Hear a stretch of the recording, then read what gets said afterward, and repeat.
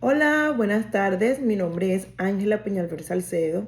Soy estudiante de primer semestre de Derecho en la Universidad Abierta de Distancia y para la clase de Historia de las Ideas Políticas vamos a abordar en este video conceptos y claves que hemos abordado durante todo este semestre para la apropiación de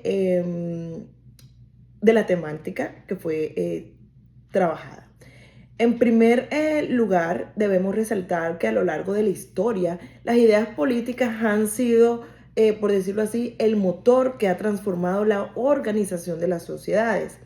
Desde la antigua Grecia, es bien sabido, hasta nuestros días, pensadores de diferentes épocas han intentado responder a preguntas fundamentales. Cómo debe organizarse el poder para garantizar el bien de todos. Y hoy hay fenómenos como un auge del populismo moderno y la crisis de la democracia liberal que de una u otra forma nos obligan a mirar hacia atrás y hacia esas grandes ideas que fueron abordadas en su momento, miles de millones de años, pues millones de años, para comprender el presente. Y en este video estaré analizando cómo cuatro pensadores claves en diferentes épocas de la historia nos ayudan a interpretar lo que está ocurriendo en la política actual. Es importante comenzar por la época clásica. Creo que todas las principales ramas de las ciencias sociales abordamos desde diferentes perspectivas, pero sí llegamos al mismo punto en la época clásica, a través de pensadores griegos que demarcaron la historia a través de diferentes teorías en su momento. Para este video nosotros vamos a enfocarnos en Aristóteles, que es el primer pensador que de una u otra manera nos ayuda a comprender el fenómeno político actual y que, como ya lo mencioné anteriormente, es un filósofo reconocido de la Grecia antigua. Para Aristóteles, el ser humano es por naturaleza un animal político. ¿Qué quiere decir esto? Que solo puede realizarse plenamente viviendo en una comunidad y participando en la vida pública. Su obra, La Política, plantea que el mejor gobierno es aquel que busca el bien común y no el beneficio de unos pocos. Esto suena perfecto en el ideal político, ¿no? El bien común para todos, no el personal, pero pues a través de la historia se ha eh, transformado la idea de bienestar común para todos. Aristóteles, de una u otra forma, también identificó algo muy importante, que los sistemas políticos pueden corromperse. Y la democracia, cuando se degenera, se convierte en demagogia. Es decir, que el gobierno, donde los líderes políticos manipulan al pueblo con promesas vacías para obtener un gobierno donde sea el poder personal y no el poder común.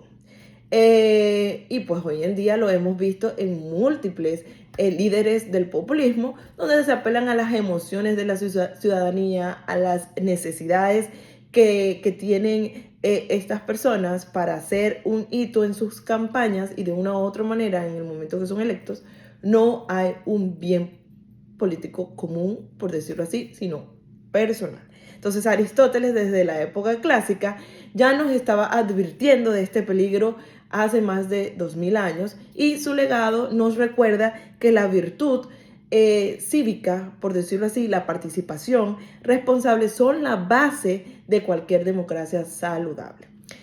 Pasamos a la época de la Ilustración con Jean-Jacques Rousseau, donde avanzamos hasta el siglo XVIII más o menos. Y en esta época, la época de la Ilustración, nos encontramos a que este pensador, que es muy influente en la historia del pensamiento político, el cual desarrolló el concepto del contrato social, según el cual los seres humanos por decirlo así, ceden parte de su libertad individual para formar la sociedad organizada bajo la ley. Pero lo más importante de su pensamiento es la idea de que la voluntad general, es decir, los intereses colectivos del pueblo, como fuente legítima del poder político. Seguimos con el poder colectivo de Aristóteles. Esta idea tiene una conexión muy directa con el populismo contemporáneo. Muchos líderes de hoy deciden representar por voluntad general, hablar en nombre del pueblo verdadero contra la élite corrupta, o viceversa. Sin embargo, Rousseau también nos advirtió en su momento que la voluntad general no es simplemente la voluntad de la mayoría, sino el interés genuino de toda la comunidad, incluyendo las minorías. Cuando un líder usa la idea del pueblo para excluir a quienes piensan diferente, ¿por qué pasa? Está traicionando precisamente el principio que dice defender.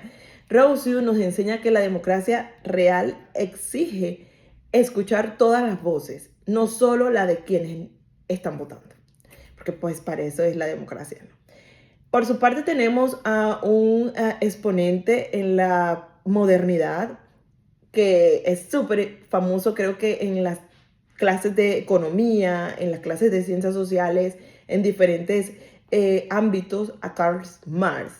Y es el tercer pensador que traigo a colisión porque, disculpen, la figura central de la modernidad política, Marx analizó la sociedad desde una perspectiva económica y sostuvo que las desigualdades materiales son el humor de los conflictos históricos. Para Karl Marx, pues, disculpen si no estoy pronunciándolo bien, el Estado no es neutral, sino que responde a los intereses de la clase dominante y aquella que controla los medios de producción, porque pues su teoría era enfocada a la parte de la pues, economía. ¿Por qué podemos decir que Marx es relevante el día de hoy? Porque el auge del populismo en muchos países del mundo no es un accidente. O sea, no pasó porque tenía que pasar así. Tiene raíces profundas desde las desigualdades económicas, su base principal, el desempleo, la precarización del trabajo y la sensación de abandono de muchas personas. Marx nos ofrece las herramientas para entender por qué grandes sectores de la población pierden la confianza en instituciones democráticas cuando éstas no responden a sus necesidades materiales básicas. No es necesario estar de acuerdo con todas las propuestas para reconocer, por decirlo así, el diagnóstico de la desigualdad. Sigue siendo un lente poderosa para analizar la política contemporánea, porque pues está bien sabido que de una u otra manera las desigualdades sociales dividen y polarizan a la población y obviamente demarcan las áreas de, digamos, de comprensión de la democracia como tal. Entonces, si no hay una buena equidad y balance entre las clases sociales, donde las necesidades de ambas sean, por decirlo así, prioridad, no una por encima de la otra, no se quitaría esa idea de que realmente no están siendo justos o no es democracia que la persona que está liderándonos solamente tenga un cierto sector a la cual privilegia en la época política en la que se encuentra. Por último, pero no menos importante, tenemos las teorías liberales. John Stuart Mills. Aquí llegamos a las teorías de las historias del siglo XIX y uno de los defensores más importantes de la libertad individual. Para él, para Mills, en su obra La Libertad, precisamente, él argumenta el poder del Estado, que de una u otra manera la sociedad tiene límites claros sobre el individuo. Nadie, ni siquiera la mayoría, tiene el derecho de imponer sus opiniones o su forma de vida a los demás, siempre que estos no causen daño a terceros. Este principio es fundamental porque nos ayuda a entender los riesgos del populismo para la democracia. Eh, Cuando un gobierno elegido mayoritariamente comienza a limitar la libertad de prensa para perseguir la oposición o ignorar los derechos de las minorías, está cayendo en lo que Mills nos traía, que se llama la tiranía de la mayoría. Mills nos recuerda de una u otra manera que la democracia no se puede medir solo por quien gana. Absolutamente no. Sino por cómo se protegen los derechos de todos, especialmente de quienes piensan diferente. Su pensamiento sigue una brújula esencial, por decirlo así, para defender las libertades en tiempos de crisis democrática en el cual nos encontramos ahorita, porque de una u otra manera muchos países nos dan el ejemplo de que porque, digamos, la mayoría, 50+1, elige a un representante, no quiere decir que la parte opositora o la ciudadanía opositora no debe ser escuchado. Él fue electo, sí, por la mayoría, pero él representa a todos los ciudadanos y no por eso se deben vulnerar los derechos de pronto a las personas que no tienen el mismo pensamiento en su momento. Pero esos son los políticos para que a través de sus acciones nos demuestren de pronto a las personas que no compaginamos con muchos de los pensamientos o de las acciones que nos están tratando de ejecutar, para hacer en cambio de que estamos siendo bien representados por la persona que fue electa de manera democrática. En conclusión, como hemos visto, Aristóteles, Rousseau, Karl Marx y Mills son pensadores que están separados históricamente, que nos ofrecen herramientas individuales para comprender el fenómeno del populismo que se vive actualmente, la crisis democrática que vivimos hoy, por ejemplo, y la época clásica que nos enseña la importancia del bien común y del peligro de la demagogia. La ilustración nos recuerda que el poder legítimo nace del pueblo, que debe proteger a todos, no a un solo sector, a todos. Y la modernidad nos muestra que las desigualdades económicas es una amenaza real para la democracia, está bien visto, y hay muchas teorías que pueden explicar este fenómeno.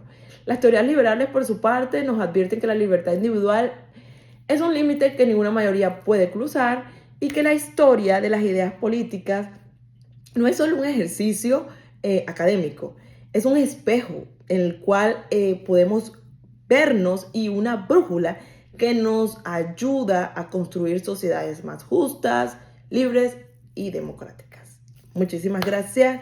Espero que los conceptos que he abordado hayan sido claros y pues si de pronto hay alguna temática en la cual debería reforzar, estaría dispuesta a indagar más, a releer y a seguir compartiendo los conocimientos adquiridos a través de los foros académicos y de las citas que tuvimos en los encuentros con los tutores y directores de curso. Feliz tarde.